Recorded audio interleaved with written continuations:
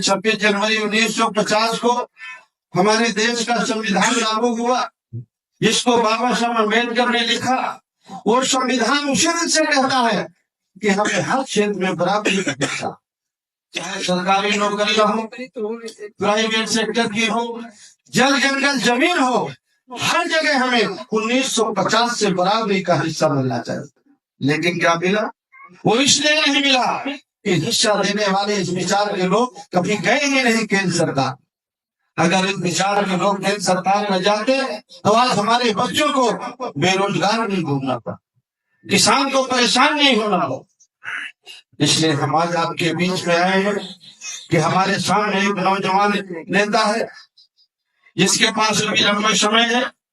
अगर ऐसे नेता को हम मजबूत करते हैं और केंद्र सरकार तक ले जाते हैं प्रदेश सरकार से होते हुए आदरणीय अखिलेश यादव जी को, समाजवादी पार्टी को, तो निश्चित तौर पर हमें हमारे बच्चों का हिस्सा देने का वो काम करेंगे। हर क्षेत्र में हमारे बच्चों को बढ़ाने का।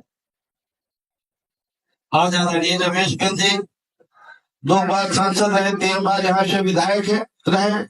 उनकी बेटी हमारे सामने, लेकिन उनकी बेटी को भले ही देखना है, हमको ये सबको सोच के चलना है कि भाई दामोदर मौर्य चुनाव लड़ रहे हैं, भाई राम मनोहर यादव जी चुनाव लड़ रहे हैं, बाबू सिंह कुशवाहा चुनाव लड़ रहे हैं, एक विचारधारा लड़ रही है, पीडीएफ की समाजवादी पार्टी लड़ रही है चुनाव, अकेले कैंडिडेट को देकर के नहीं करना।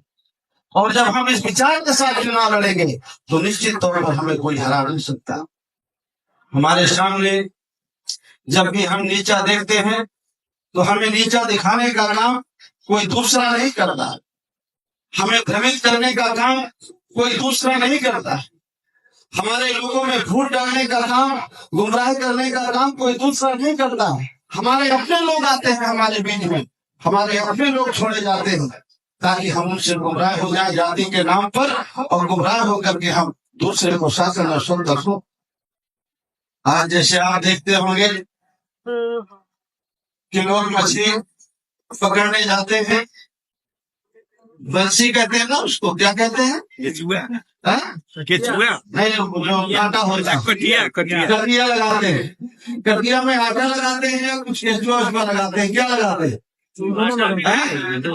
आटा लगाते हैं। आटा मछली को खिलाने के लिए लगाते हैं कि फंसाने के लिए लगाते हैं? फंसाने के लिए। इसी तरह भारतीय जनता पार्टी ने आटा लगाया। इसी तरह भारतीय जनता पार्टी ने आटा लगाया। आटा आपको खिलाने के लिए नहीं भाई, दामोदर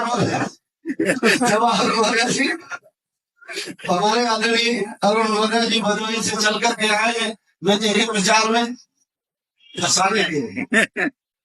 इसलिए आपकी जिम्मेदारी है कि अगर आप अपने बच्चों का भविष्य चाहते हैं, ये मामला छोटा नहीं। अभी आदरणीय सांसद जी बोल रहे 69,000 शिक्षक भर्ती हुई,